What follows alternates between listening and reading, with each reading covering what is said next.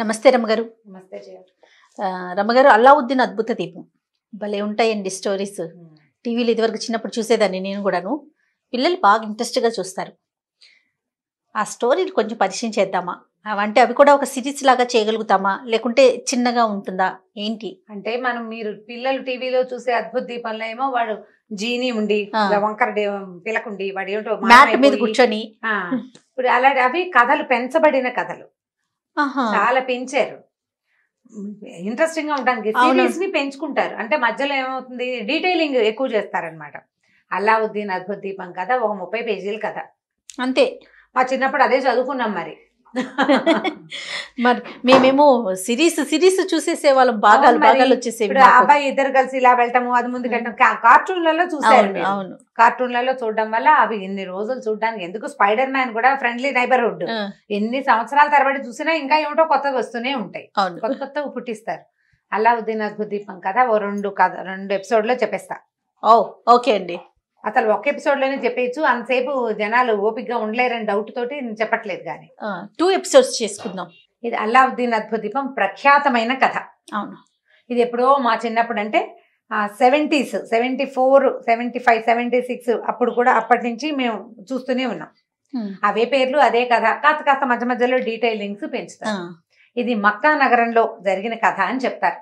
మక్కా అంటే ఇప్పుడు మనకి సుప్రసిద్ధ ఒక మతస్థులు వెళ్ళే పుణ్యక్షేత్రం ఆ నగరంలో జరిగింది. అప్పుడు మరి అక్కడ ఇప్పుడు కూడా అక్కడ జనరల్ పీపుల్ ఉంటారేమో తెలీదు. మనం మన అరేబియన్ నైట్స్ అవి కథలు చదువుతాం. అవునండి కదా, అరేబియన్ నైట్స్ చదువుతాం. అరేబియన్ నైట్స్ కథలు కూడా సిరీస్ లాగా చేసుకోవచ్చు. అవి అయితే ఎక్కువ కథలు కూడా వస్తాయి. మరి ఎప్పుడు స్టార్ట్ చేద్దాం? ఇది అవనివ్వండి. ఇది అయిపోయిన తర్వాత నెక్స్ట్ అది స్టార్ట్ చేద్దాం. అద్భుత దీపం జనాలకు నచ్చితే అప్పుడు అరేబియన్ నైట్స్ సంగతి చూద్దాం. ఖచ్చితంగా. మీరు అరేబియన్ నైట్స్ అవి చెప్పద్దు, మీరు గాథా సప్తశతులు అవే చెప్పండి, లేదా కథా సాగరమే చెప్పండి అని జనాలు కోరుకుంటే మనం చేయగలిగేది ఏం లేదు. జనం పేరు అడగాలి. పీపుల్ అడిగితే అప్పుడు చూద్దాం. ఈ కథ నా ఉద్దేశం ఏంటంటే కథలాగానే చూడాలి అంతే తప్ప, అంటే ఒక టైప్ ఆఫ్ సిరీసే చెప్పండి, ఇది చెప్పొద్దు, ఇది వినాలి, ఇది వినకూడదు అని ఉండకూడదేమో. ఆసక్తిగా ఉంటే ఏదైనా మనం పిల్లలకి చెప్పటం కోసం. మన ముఖ్య ఉద్దేశం ఏంటి? పిల్లలకి ఒక స్టోరీ చెప్పాలి, అందులో మంచి చెడుని పెద్దవాళ్ళు కూడా స్వీకరించాలి. ఇప్పుడు మన కథలు పిల్లలకే కాదు, అదే అంటున్నా. అందుకనే మంచి చెడు పెద్దవాళ్ళు కూడా స్వీకరించాలి, అంతవరకు తీసుకోవాలి. అంతే తప్ప అంటే ఒక దీనికే సంబంధించింది అనే విధంగా వెళ్లకుండా ఉంటే బాగుంటుంది. మరి జనం అర్థం చేసుకోవాలి దాన్ని. ఇది మక్కా నగరంలో జరిగిందని చెప్తా. ఈ మక్కాలో రకరకాల జనాలు ఉండేవాళ్ళు. ధనికులతో పాటు పేదలు ఉండేవాళ్ళట. ప్రతి చోట ఉన్నట్టే అందరూ. ఇది భగవంతుడి నగరం కాబట్టి ప్రతి వాళ్ళు ధనికులే అవ్వాలని లేదు కదా, అన్ని రకాల వాళ్ళు ఉండేవాళ్ళు. ముస్తఫా అని ఒక దర్జీ ఉండేవాడు, ఒక పేద దర్జీ, అంటే టైలర్, బట్టలు కుట్టేవాడు. ఓ భార్య, పిల్లవాడు, చిన్న పిల్లాడు ఉన్నాడు. కొంచెం లేక కలిగాడు. అల్లా దయ వల్ల కలిగాడని అతని అల్లావుద్దీన్ అని పేరు పెట్టుకున్నారట. పిల్లాడికి ఏం పెద్ద చదువు రాలా. పెద్ద చదువేముంది ఆ కాలంలో, ఏవో అక్షరాలు నేర్పించేవాళ్ళు. వృత్తి పని, కనీసం తండ్రి చేసే వృత్తి చిన్నతనం నుంచి అలవరుచుకుంటే వచ్చేస్తుంది. ఆ పెద్దగా ఆటపాటలే గాని వాడికి ఈ పనుల మీద వ్యవహారం ఆలోచన ఉండేది కాదు. ఆడుకుంటూ ఉండేవాడు. వాళ్ళు కూడా కొంచెం పిల్లాడు కదా, లేక పుట్టాడు, కాస్త పెద్దాడయ్యాక వాడే నేర్చుకుంటాడని వదిలిపెట్టేశారు. ఏదో మెల్లిగా చేసుకుని తండ్రి మొత్తానికి ఏదో కొంచెం పదో పరకో తెచ్చేవాడు. వాళ్ళ వరకు వాళ్ళు సంతానం ఎక్కువ లేదు, ఒక్క పిల్లాడేగా, ఏదో గెంటిస్తూ ఉండేవాళ్ళు. పిల్లాడికి 10 ఏళ్ళు వచ్చాక నాన్న గతించాడు. ఒక్కడే పని చేయటము, ఎడారి దేశాలు, రెండో మనిషి సహాయం లేకపోవటము. మరి ఆ రోజుల్లో సంపాదనలు తక్కువ ఉండేవో ఏమిటో మరి. దాంతో ఈ తల్లి పిల్లాడు ఇద్దరే అయిపోయారు.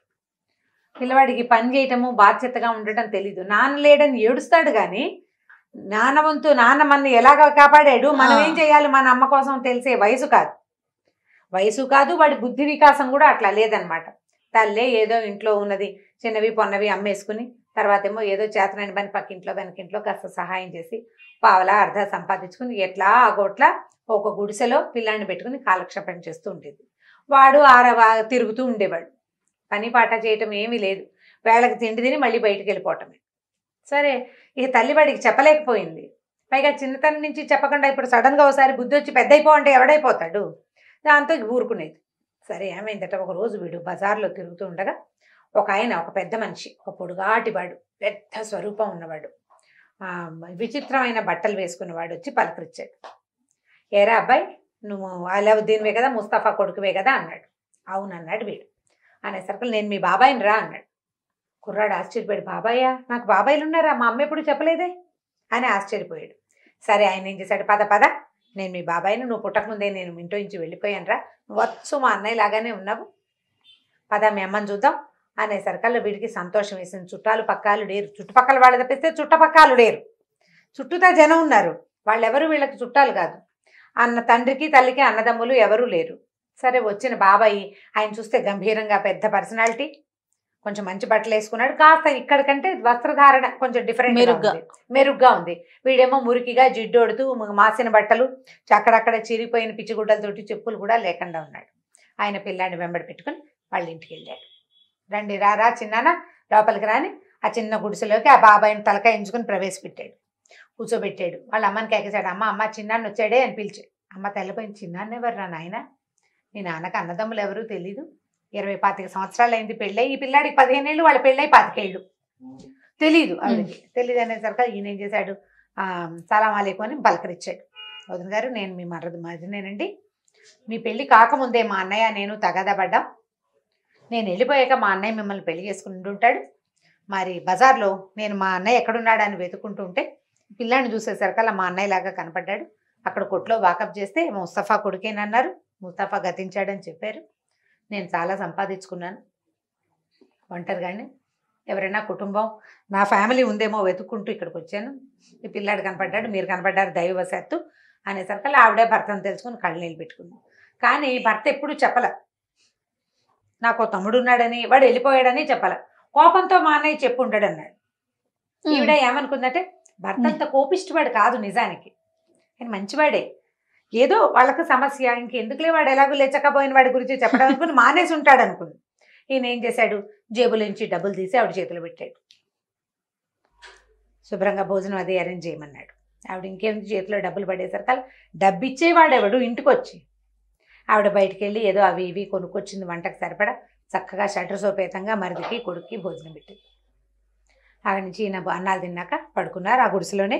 అక్కడి నుంచి పొద్దున్నే ఏం చేశాడు, ఇక్కడే ఉండటం మొదలుపెట్టాడు. ఈ పిల్లాన్ని వెంటేసుకుని బజారు తిప్పి వాడికి మంచి బట్టలు, చక్కగా చెప్పులు, అమ్మకి 4 జతల బట్టలు కొన్నారు. ఆహార పదార్థాలు రకరకాలు. వీడికి ఇప్పటిదాకా వాడి సందు చుట్టుపక్కల తిరగటం, ఏదో గాలింపు గంగలా తిరగటమే తప్పిస్తే వాడికి చక్కటి మంచి ప్రదేశాలు చూడడం, శుభ్రమైన ఆహారం దొరికే చోటు ఏమీ తెలియదు. ఎట్లా అన్ని చోట్లు చూపించాడు. నగరంలో ఉన్న పెద్ద పెద్ద ఇళ్ళ సందుల్లోకి తీసుకెళ్ళాడు. బాబాయ్ వెనకాల పడి తిరగటం అలవాటైంది వాడికి. డబ్బులు ఇస్తున్నాడు, ఆహారం కుదురుతోంది. వాళ్ళ అమ్మకి మాత్రం ఏమడ్డం, సరేలే ఇతను వచ్చాడు, వచ్చిన మరిది గారు తన్ని పిల్లాన్ని ఉద్ధరిస్తాడు, కుటుంబానికి సహాయంగా ఉంటాడు, పిల్లాన్ని ఏదో ఒక పనిలో పెడతాడు, డబ్బులున్నాయి, వ్యాపారం అయినా పెట్టిస్తాడని నమ్మింది ఆవిడ కూడా. ఇల్లు చుట్టుపక్కలంతా బాగు చేసుకున్నారు. పడిపోయేలాగా ఉన్న గుడిసెను శుభ్రంగా కట్టించాడు అతను. ముగ్గురు ఉండటానికి నివాస యోగ్యంగా అయింది. 10 రూపాయలు ఆడుతున్నాయి కదా, ఆహారం 4 వేళలా నోట్లోకి వేళ్ళు వెళ్ళిపోతున్నాయి. జీవితం బాగుంది. పిల్లాడు హాయిగా కులాసాగా బాబాయ్ వెనకాల తిరగటం మనం ఇప్పుడు కూడా చూస్తాం చూడండి. మామయ్యలు బాబాయిలు వెంట తిరిగే పిల్లలు ఉత్సాహంగా ఉంటారు. ఏది కావాలంటే అది వచ్చేస్తుంది, కేకలేరు, గారాబం ఉంటుంది, గారాబం ఉంటుంది. ఒకవేళ ఏదైనా మంచి మాట చెప్పినా అది ముద్దుగానే ఉంటుంది, కానీ పిల్లలకు కూడా నచ్చుతుంది. రమ్మగారు తల్లిదండ్రి కన్నా వాళ్ళు చెప్పే కన్నా బాబాయిలో మామయ్యలో చెప్తే చేయకూడదురా అన్నా కూడా చేయకుండా మానేస్తారు. చక్కగా ఆయన వెనకాల పడి తిరిగి పిల్లాడు చక్కగా 2-3 నెలలు, 4 నెలలు, 6 నెలలు ఉన్నాడు అతను ఇక్కడ. బాగా తయారయ్యాడు. వీడి 4 పూట్ల శుభ్రంగా తిండి, చక్కగా కాలుపడు సత్తు కొద్దీ తిరగటము. దాంతో పిల్లాడు 15-16 ఏళ్ళ వాడు ఈ 4-6 నెలల్లో సాగి బలంగా తయారయ్యాడు. వాడు కూడా ఎదిగే వేళకి ఆహారం అందితే పిల్లలు బాగుంటారు చూడు. ఈ 5-6 నెలలు అయిన తర్వాత ఒకరోజు ఏం చేశాడు ఆయన, వీళ్ళు బాగా వాడిని నమ్మిన తర్వాత ఒక రోజు బజార్ వెళ్తున్నాడు. ఒక ఉంగరం తీసి వీడు వేలికి పెట్టాడు. ఇది ఉంచుకోరా, ఈ ఉంగరం నీకు రక్షిస్తుంది నిన్ను అన్ని వేళలా, ఎప్పుడూ తీయద్దన్నాడు. వేలికి ఆకుపచ్చ రాయి ఉంది, అటు ఇటు తిప్పుతుంటే మెరుస్తుంది. పిల్లలకి అట్లా చిన్న వస్తువు పెట్టుకుంటే గొప్ప సరదాగా చూసుకుంటూ ఉంటారు, అందరికీ చూపిస్తారు. ఆ ఉంగరం కనపడేలాగా చేతులు పైకి పెట్టుకుంటూ ఉంటారు. ఆ ఉంగరం పెట్టుకుని తిప్పుకుంటూ ఉండేవాడు. ఉంగరం ఉంది వాడి చేతికి. కొన్నాళ్ళు గడిచాక ఒక రోజు ఆయన ఏం చేశాడు, నగరం వెలుపలికి బయటికి దారి తీసాడు. వీడు ఇక్కడికి ఎందుకు వెళ్తున్నాం మనం అని అనిపించింది, కానీ బాబాయ్ తీసుకెళ్తున్నాడు. బాబాయ్తో పాటు వెళ్ళిపోయాడు. పొద్దున 12 గంటల వేళ భోజనాలు చేసి బయలుదేరి వెళ్ళిన వాళ్ళు నడుచుకుంటూ ఊరి బయటికి వెళ్ళిపోయారు. ఊరి బయట ఏవో రాళ్ళు రప్పలు కొండలు మిట్టలు దాటారు అడవిలోకి వెళ్ళిపోతున్నారు. అడిగాడు బాబాయ్, చిన్నాన్న ఎక్కడికి వెళ్తున్నాం మనం అంటే, బోళ్ళని వింతలు విడ్డూరాలు ఉన్నాయిరా, నీకు చూపిస్తా పదన్నాడు. ఒక చెట్టు కిందకి వెళ్ళి అక్కడ ఏం చేశాడు, ఏదో మంత్రం చదివి జేబులోంచి అంత బూడి తీసి అక్కడ చల్లాడు. చల్లంగానే ఇట్లా దారి వచ్చేసింది. చెట్టు కింద భూమి విడిపోయిందనమాట. లోపలికి వంకర టింకరగా మెట్లు కనపడుతుంది. పదరా ఇందులోకి వెళ్దాం బాగుంటుంది అన్నాడు. కుర్రాడికి సరదా వచ్చింది. పిల్లలకి అట్లా కొండెక్కుదాం అందులోకి దిగుదామంటే గోతుల్లోకి దిగటము గొట్ల మీదకి ఎక్కడము రెండు సరదాగానే ఉంది. పైగా భయానికే ఉంది, బాబాయ్ ఉన్నాడుగా పక్కన. సరే ఇద్దరు కలిసి దిగారు. ఆ కిందకి దిగెళ్తే ఒక చెప్తాల్లాగా ఉండి వాటి నిండా వజ్రాలు రత్నాలు మణులు వీడు ఆగిపోయాడు. ఆ మెరిసిపోతున్న రాళ్ళు చూసేసరికల్లా, ఏమిట్రా ఇవి కావాలా నీకు అన్నాడు. తలకాయ ఇవ్వడు పిల్లాడు. నేనేం చేశాడు, గుప్పెళ్ళతో ఎత్తి వీడికి పెద్ద చొక్కా ఒకటి కొనిపెట్టాడు. దానికి రెండు పెద్ద పెద్ద జేబులు ఉన్నాయి. బాబాయ్ కొన్న చొక్కానే. ఆ రెండు జేబులు, అదే మన షరాయి లాంటిది లాల్చీ లాంటిది వేసుకుంటారు, ఈ పక్కన సైడ్ లో జేబులు ఉంటాయి కదా, రెండు జేబుల్లోనూ ఇన్ని ఎత్తి పోసాడు. మూటల్లాగా ఉన్నాయి లోపలికి. సరదా వచ్చింది వాడికి. వాటితో ఎన్ని గోలికాయలు ఆడుకోవచ్చో ఆలోచించుకుంటున్నాడు అనమాట. మణులతో ఏం చేయాలో తెలియని వయసు కదా. ఇంకా లోపలికి వెళ్ళేసరికల్లా ఒక సన్నటి సొరంగం లాంటి గొయ్యి ఉంది లోపలికి. బాబాయ్ అన్నాడు, అరే నేను పైన పట్టుకుంటానరా, దిగు నువ్వు కిందకి అన్నాడు. తను ఒక్కడనే దిగమంటున్నాడు. బాబాయ్ వెనకాల వస్తాడు అనుకున్నాడు. ఈ బాబాయ్ చేతులు పుచ్చుకుని వాడు నా గోతులోకి దింపాడు. కొంత మటుకు వేళ్లాడేశాడు. వేళ్లాడేశాక, ఒరే చేతులు వదిలేస్తాను, కింద పడవలే, దూకినట్టు చెయ్యి, కరెక్ట్గా కిందకి వెళ్ళిపోతామన్నాడు. తెంపర్తనం ఉంటుంది పిల్లలకి. 15-16 ఏళ్ళ పిల్లాడంటే భయపడ్డు కదా, మగ పిల్లలు అసలు భయపడ్డరు. పట్టుకుని ఆయన వదిలేశాడు. వీడు కాస్త వెళ్ళా గోతులో పడ్డాడు. పడిన తర్వాత బాబాయ్ పైనుంచి వచ్చాడు. అరే అటు ఇటు చూడరా, అక్కడ ఏం కనపడుతున్నాయో చూడంటే అటు ఇటు చూస్తే ఒక అంత దీపం లాంటిది ఉంది, లాంతర్. బాబాయ్ ఇక్కడ ఒక లాంతర్ ఉంది అని అడిచాడు. అరవంగానే వీడన్నాడు, బాబాయ్ లాంతర్ తీసి నాకు అందించు అన్నాడు. అప్పుడు వీడికి వెలిగింది. ఇంత దూరం తీసుకొచ్చాడు, మణులన్నాడు మాన్యాలన్నాడు జేబులో పోయించాడు, ఈ గోతులో తందిక్కండా నన్ను ఎందుకు దింపాడు.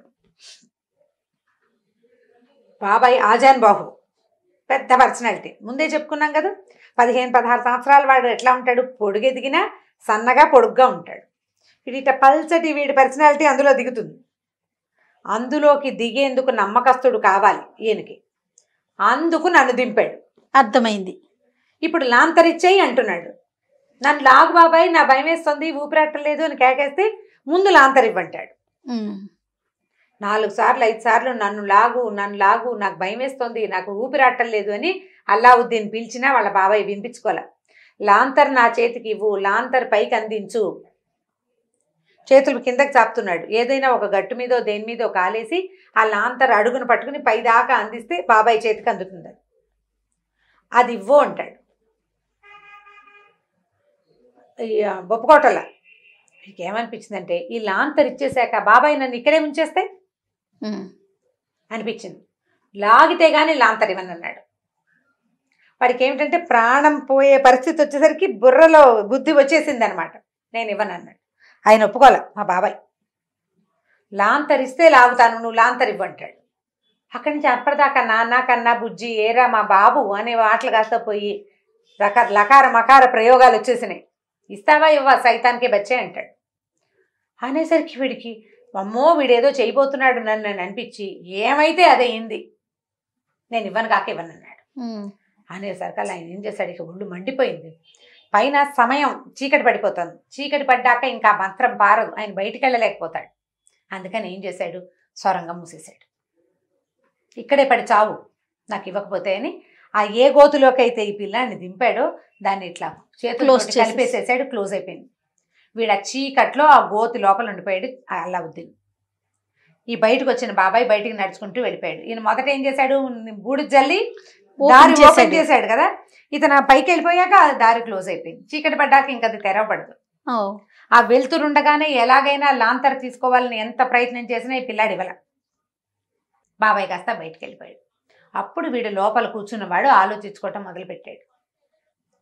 వీడెవరో మనకు తెలీదు. బాబాయ్ని అన్నాడు. మా బాబాయ్ మా అమ్మకి తెలియకపోతే సరే, మా చుట్టుపక్కల వాళ్ళు ఎవరికైనా తెలిసి ఉండాలా, ముస్తఫా తమ్ముడు అన్న మాట ఒక్కళ్ళు కూడా అనలా. ఓహో నువ్వు ముస్తఫా తమ్ముడువే అలాగా అన్నారు. కానీ అవును చిన్నప్పుడు ఇదివరకు ఇక్కడ ఉన్నాడు వీళ్ళిద్దరు కలిసి ఉన్నారని ఒక్కళ్ళు కూడా అనలా. మా అమ్మ నేను తెలివి తక్కువగా డబ్బుల కోసం ఆశపడి ఎవడో ఒకడు చూసుకునేందుకు ఒక దారి తోడున్నాడు కదా అని వీడికి లొంగిపోయాం. బహుశా వీడు ఈ లాంతర్ కోసమే నన్ను తీసుకొచ్చాడు. అర్థమైంది. ఏడుస్తూ ఉండిపోయాడు తెలివి తక్కువగా. మా అమ్మ ఏమైపోతుందో, నేను తెలివి తక్కువగా వచ్చి ఇక్కడ ఇలా దొరికిపోయాను, వీడు కాస్త వెళ్ళిపోయాడు, నేను ఎట్లా పైకి వెళ్తాను. వీడికి గుర్తొచ్చింది మొదటే, ఎందుకంటే ఈ భూమిలోకి లోపలికి దిగాం, బోళ్ళంత దూరం దిగాం, బోళ్ళంత దూరం నడిచాక ఈ గోతులోకి దింపాడు. అంటే ఈ గొయ్యి నుంచి ఆ గొయ్యికే బారెడు దూరం ఉంది, అందులోంచి పైకి ఎలా వెళ్తాను నేను. ఏడుస్తూ స్పృహ తప్పి పడిపోయాడు. 2-3 రోజులు ఉండిపోయాడు లోపలే. ఈ బయటికి వెళ్ళిన బాబాయ్ ఎక్కడికో వెళ్ళిపోయాడు. ఈ లోపల ఉండిపోయాడు కదా. 3వ రోజు కాస్త 2.5 రోజులు అట్లా గడిచేసరికి వాడికి మెలకు వచ్చింది. మెలకు వచ్చి ఏడ్చి ఏడ్చి కళ్ళు చారకలు కట్టేసి ఆకలి మార్చేస్తోంది. బాగా గాలి రావట్లేదు, ఎక్కడి నుంచో కొంచెం గాలి ఉంది కానీ ఊపిరి రావటం లేదు. చేతులు ఇట్లా ఇట్లా ఏం చేయను దేవుడా దేవుడా దేవుడా అని చేతులు ఇలా ఇలా ఇలా ఇలా అనుకోవటం మొదలుపెట్టాడు. అనుకుంటుండేసరికల్లా సడన్ గా వీడికి ఆకుపచ్చ ఉంగరం ఒకటి ఇచ్చాడు కదా, ఆ ఉంగరం మీద ఇట్లా ఇట్లా రుద్దుడైపోయింది. భగ్గుమని ఒక మంట మండి చిన్న భూతం ఒకటి బయటకు వచ్చాడు అందులో నుంచి. ఏం కావాలి ప్రభు మీకు అన్నాడు. ముందు హడిలిపోయాడు, ఏమిటి వీడు ఎవడో వచ్చేసాడని. బాబో ఆయన కళ్ళు మూసుకున్నాడు. నిశ్శబ్దంగా ఉందంతా. కళ్ళు తెచ్చేసరికల్లా మళ్ళీ భూతం అడుగుతుంది, ఏం కావాలి ప్రభు అని. మళ్ళీ భయం వేసింది. ఒక 3-4 సార్లు తర్వాత వీడెవడో నాకేదో హెల్ప్ చేయడానికి వచ్చాడు అని అర్థమైంది. కానీ వీడు ఎలా వచ్చాడు, ఎక్కడి నుంచి వచ్చాడు. సరే అప్పుడు అటు ఇటు చూస్తే ఏమీ కనపడలే. వీడు ఏం చేశాడు, ఈ పైకి బాబాయ్ రమ్మన్నప్పుడు లాంతర్ని తన జేబులో తోసుకున్నాడు. అప్పుడు ఆ జేబులో తోసుకుంటున్నప్పుడు వాడు ఒకటి అబ్జర్వ్ చేశాడు, తన గుప్పెళ్ళతో పోసుకున్నాడుగా 2 మూటల్లాగా మణులు మాయాలని మాయమైపోయినాయి. బాబాయ్ మోసం చేశాడు తన్ని. లాంతర్ మాత్రం జేబులో ఉంది. మణులు మాణ్యాలు లేవు, లాంతర్ ఏమో జేబులో ఉంది. నేను ఏం నొక్కాను, ఏం చేస్తే ఈ భూతం వచ్చిందని గోడలన్నీ తడిమి చూశాడు. ఏ గోడలోనూ ఏమీ లేదు. అప్పుడు అనిపించింది ఒకవేళ ఇందులో ఉందా అని. మళ్ళీ దాన్ని మళ్ళీ రాసాడు. ఇట్లా రాసేసరికల్లా వచ్చానుగా మళ్ళీ ఎందుకు రాస్తావు అంటున్నాడు భూతం. అప్పుడు అర్థమైంది, ఓహో ఇది నొక్కి ఇది రాస్తే వీడు వస్తాడనమాట, నన్ను మా ఇంటికి చేర్చు అని అడిగాడు. అడగంగానే అలాగే అంది భూతం. మరుక్షణం వీడు ఈ భూమి చీలికలోంచి ఇంట్లో పడ్డాడు వెళ్ళి. వాళ్ళమ్మ నిర్ఘాంతపోయింది. ఆవిడ ఏడుస్తూ కూర్చుంది. పిల్లాడు ఏమైపోయాడో బాబాయ్ ఏమైపోయాడో తెలీదు. పోనీ బాబాయ్తో ఉన్నాడు కాబట్టి సేఫ్గా ఉన్నాడు అనుకుంటావు. 3 రోజులైంది. ఈ మంచం మీద వచ్చి పడిన పిల్లాడిని చూసి, ఇదేమిట్రా నాయన ఇలా మట్టి కొట్టుకుపోయినా, ఏడుపు మొహం పడిపోయింది, ఎక్కడి నుంచి వచ్చావురా ఏమిట్రా. అమ్మ ఇదంతా చాలా పెద్ద ప్రమాదమేను కదా, ఆకలిస్తుంది, ముందు అన్నం పెట్టంటే వాళ్ళమ్మ గబగబా కాసిన వేడి నీళ్ళు పెట్టి వాడికి స్నానం చేయించి బట్టలు మార్పిచ్చి వేడిగా 2 ముద్దలు వండి పెడితే ఆ అన్నం తిని పడుకుని నిద్రపోయాడు. 3 రోజులు పడుకున్నాడు వాడు. 3 రోజులు పడుకుని లేచి అప్పుడు వాడు తన ఉంగరాన్ని తన జేబులో ఉన్న లాంతర్ని రెండింటిని చూసుకున్నాడు. అప్పుడు వాడి సంగతి వాళ్ళ అమ్మకి చెప్పడం మొదలుపెట్టాడు. ఏం చెప్పాడు, తర్వాత ఏం జరిగిందో 2వ భాగంలో విందాం. తప్పకుండా. నమస్తే రమ్మగారు. నమస్తే జయ. ఇక ఈ వీడియో కనుక మీకు నచ్చినట్లయితే లైక్ చేయండి, షేర్ చేయండి. మరిన్ని వీడియోస్ కోసం మా ఛానల్ని సబ్స్క్రైబ్ చేసుకోండి.